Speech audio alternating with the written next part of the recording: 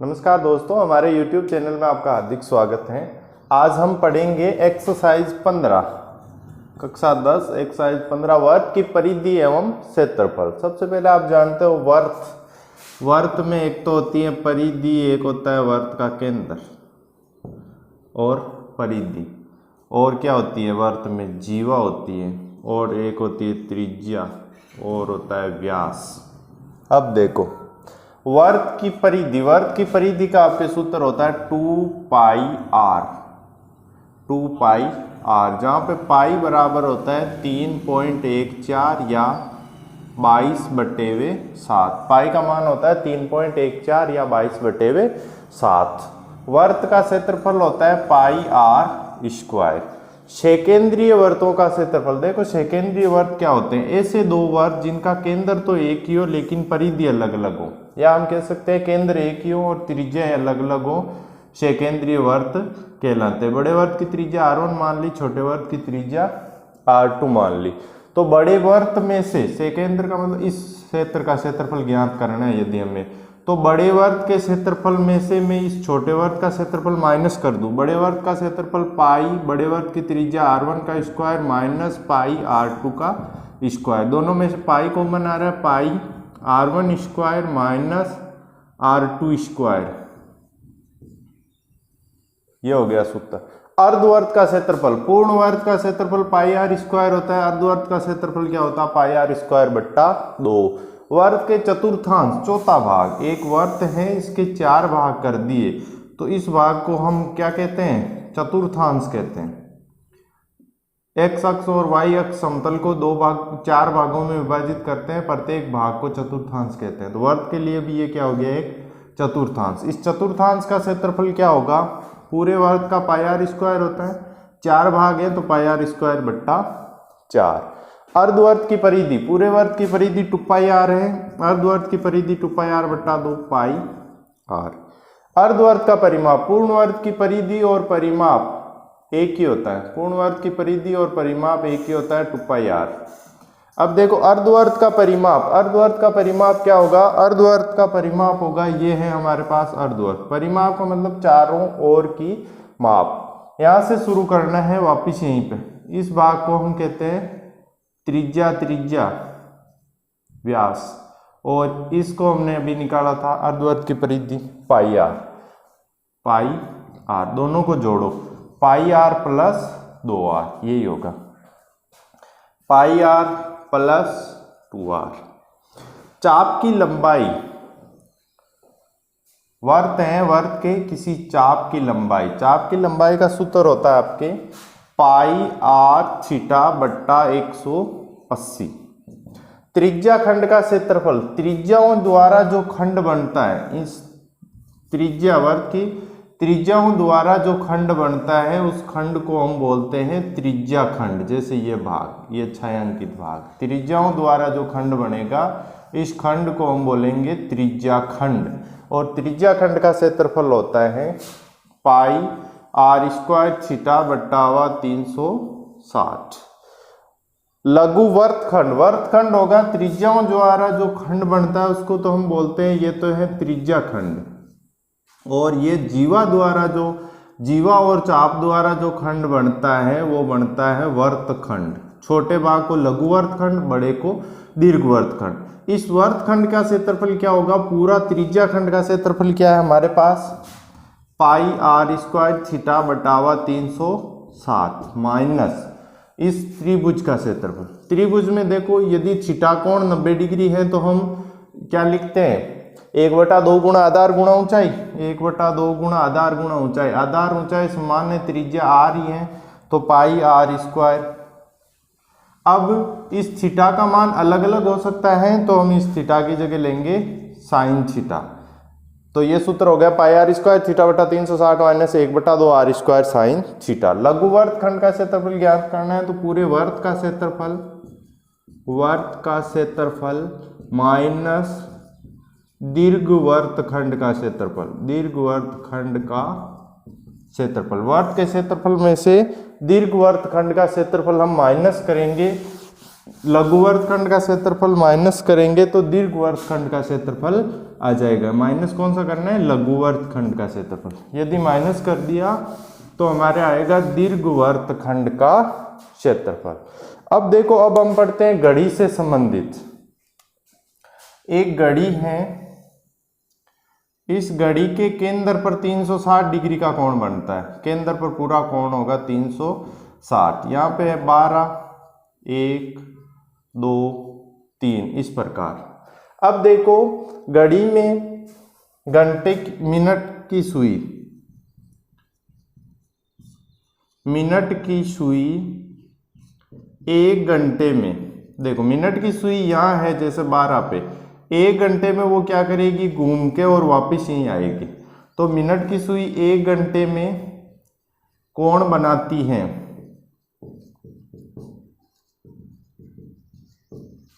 बराबर 360 डिग्री। घड़ी के मिनट की सुई 1 घंटे में कितना कोण बनाएगी?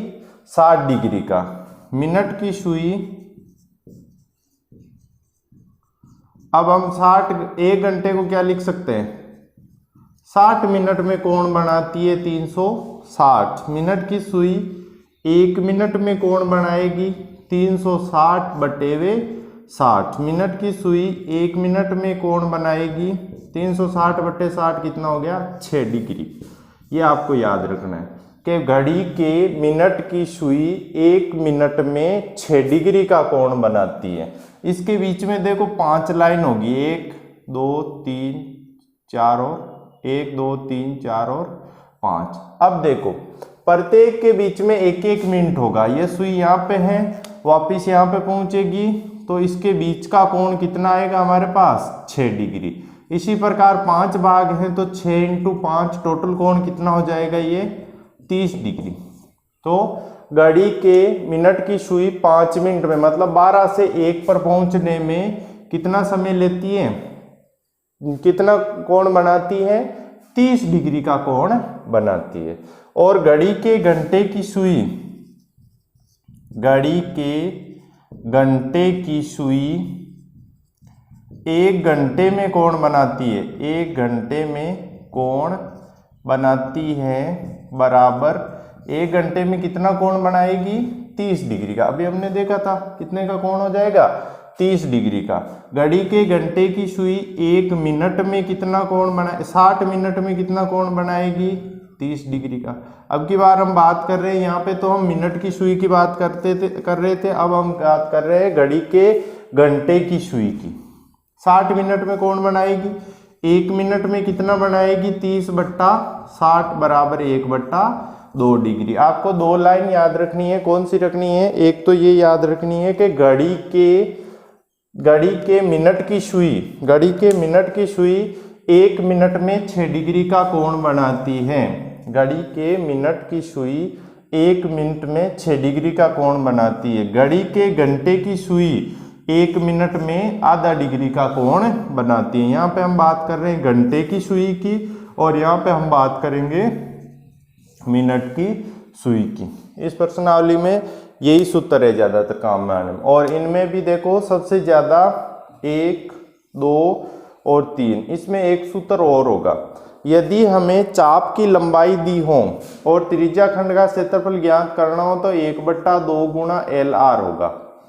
L चाप की लंबाई को हम L बोलते हैं, R वर्त की त्रिज्या 1/2 LR। या आपको सीधा मान पाई R और थीटा का मान दिया हो तो ये सूत्र लगाना है। यदि सीधा चाप की लंबाई दी हो तो 1/2 गुणा L गुणा R हो जाएगा।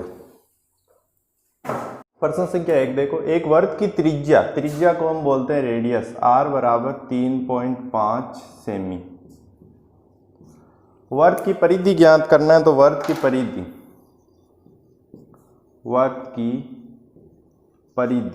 परिधि होती है 2πr।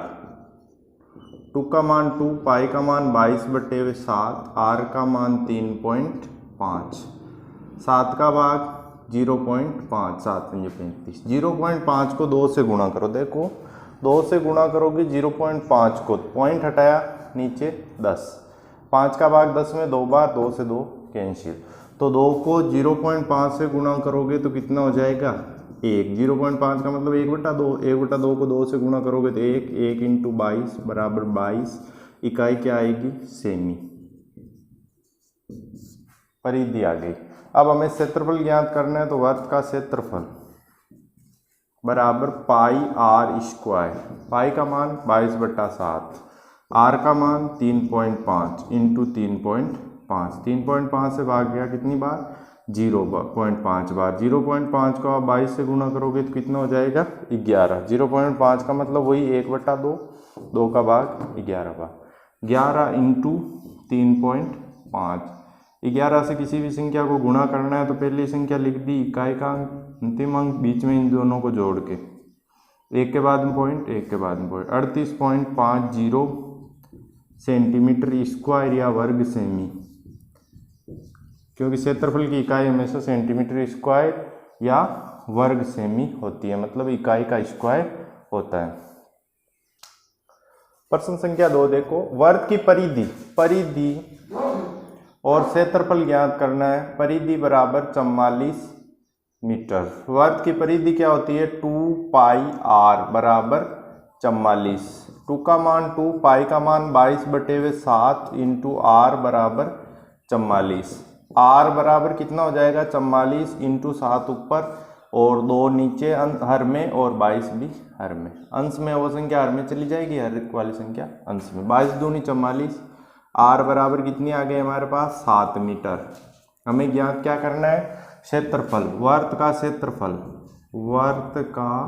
क्षेत्रफल बराबर होता है पाई आर स्क्वायर। पाई का मान 22/7, आर का मान 7 इंटू 7। 7 से 7 कैंसिल, 22 7 154 मीटर स्क्वायर या वर्ग मीटर। अब देखो अगला प्रश्न संख्या 3। एक अर्धवर्ताकार प्लॉट की त्रिज्या r बराबर 21 मीटर। इसका क्षेत्रफल ज्ञात करना है तो वर्त का क्षेत्रफल। अब की बार वर्त कौन सा है अर्धवर्त, तो क्षेत्रफल किसका ज्ञात करना है हमें अर्धवर्त का क्षेत्रफल। पूर्ण वर्त का क्षेत्रफल पाई आर स्क्वायर होता है, अर्धवर्त का पाई आर स्क्वायर बट्टा 2। पाई का मान 22/7 इंटू 2 है यार में, और 21 इंटू 21। 7 3 21 और 21 3 63। 21 को 3 से गुणा किया 63। 63 का हो गया 6 9 3 और इसको आपको गुणा करना है 2 से, तो 6 8 1 3 1386। 2 का भाग बटावा 2, या 2 से इसको कैंसिल कर दो 11 को। 2 से 11 बार 22 और अब 21 थी 63। 11 इंटू 63। 11 से किसी भी संख्या को गुणा करना है तो बीच में जोड़ के और ये संख्या। इकाई क्या आएगी मीटर स्क्वायर या वर्ग मीटर। मीटर स्क्वायर या वर्ग मीटर। अब अर्धवर्त का परिमाप। अर्धवर्त होता है इस प्रकार, ये अर्धवर्त। परिमाप चारों ओर की माप। यहाँ से स्टार्ट किया हमने, ये तो हो गई वर्त की त्रिज्या आर और आर 2r और ये हो गया पाई आर। 2r और पाई आर क्या हो जाएगा पाई आर प्लस 2r। पाई का मान 22/7, आर का मान 21 प्लस 2 इंटू 21। 7 का भाग 3 बार, 3 दूनी 6 66 प्लस 21 दूना 42। इनको जोड़ो 108 मीटर। यही हल होगा।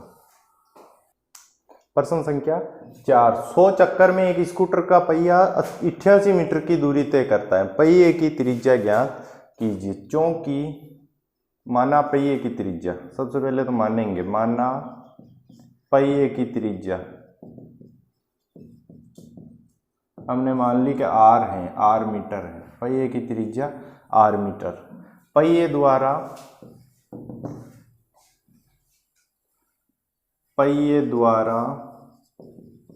एक चक्कर में तय की गई दूरी, एक चक्कर में तय की गई दूरी क्या होती है वर्ग की परिधि होती है 2 पाई आर। एक चक्कर में तय की गई दूरी वर्ग की परिधि। इसीलिए पहिए द्वारा 100 चक्रों में तय की गई दूरी, 100 चक्रों में तय की गई दूरी 100 × 2 पाई आर। 100 चक्रों में तय की गई दूरी क्या होगी? 100 × 2 पाई आर। अब देखो 100 चक्रों में तय की गई दूरी हमें दी है, कितनी है? 88 मीटर। 100 चक्रों में तय की गई दूरी 100 × 2 पाई आर बराबर 88 मीटर। ये हुआ हमारे प्रश्नानुसार 100 चक्रों में तय की गई दूरी, 100 चक्रों में तय की गई दूरी बराबर 88 मीटर। 100 चक्रों में कितनी है? 100 × 2 पाई आर बराबर 88। पक्षांतरण करो, आर बराबर 88 बटावा 100 × 2 पाई। अब देखो आर बराबर 88 बटावा 100 × 2 पाई का मान 22/7। 7 ऊपर चले जाएंगे, 88 × 7 100 × 2 × 22 100। 2 का भाग 44, 2 का भाग 22 का भाग 2 बार, 2 का भाग 50, 7/50। 7/50 है, 50 का भाग देना है आपको 7 में, तो 0.5 का भाग 7 में, 5 एकम 5, कितना बच गया? 2, 20, 5 चौक 20 मीटर। ये आई हमारे पास त्रिज्या, किस में आई? मीटर में। यदि हम इसको सेंटीमीटर में ज्ञात करते हैं तो 1 मीटर बराबर 100 सेंटीमीटर होता है। आर बराबर 0.14 × 100, आर बराबर 14, 2 के बाद में पॉइंट है, गुणा करेंगे 2 के बाद में 14 मीटर सेंटीमीटर। आप 0.14 मीटर भी लिख सकते हो और सेंटीमीटर में ज्ञात करो तो 14 सेंटीमीटर। अब देखो अगला हल, प्रश्न संख्या 5। एक वर्ताकार प्लेट का क्षेत्रफल, वर्ताकार प्लेट का क्षेत्रफल, वर्ताकार प्लेट का क्षेत्रफल अर्थात वर्त का क्षेत्रफल बराबर 154 सेमी स्क्वायर या वर्ग सेमी। हमारे हिसाब से वर्ताकार प्लेट है, वर्त का क्षेत्रफल क्या होता है? पाई आर स्क्वायर बराबर 154, आर स्क्वायर बराबर 154 पाई। आर स्क्वायर बराबर 154 पाई का मान 22/7, 22 का भाग 7 बार। आर स्क्वायर बराबर क्या है हमारे? 7 × 7। आर बराबर क्या हो जाएगा? √7 × 7। आर बराबर 7, इकाई क्या आएगी? सेमी। हमें त्रिज्या ज्ञात करनी है और अब परिधि ज्ञात करनी है। त्रिज्या ज्ञात कर ली, वर्त की परिधि, वर्त की परिधि बराबर क्या होती है? 2 पाई आर। 2 का मान 2, पाई का मान 22/7 × 7, 7 से 7 कैंसिल, 44 सेमी। वर्त की परिधि क्या हो जाएगी? 44 सेंटीमीटर। प्रश्न संख्या 5 कंप्लीट।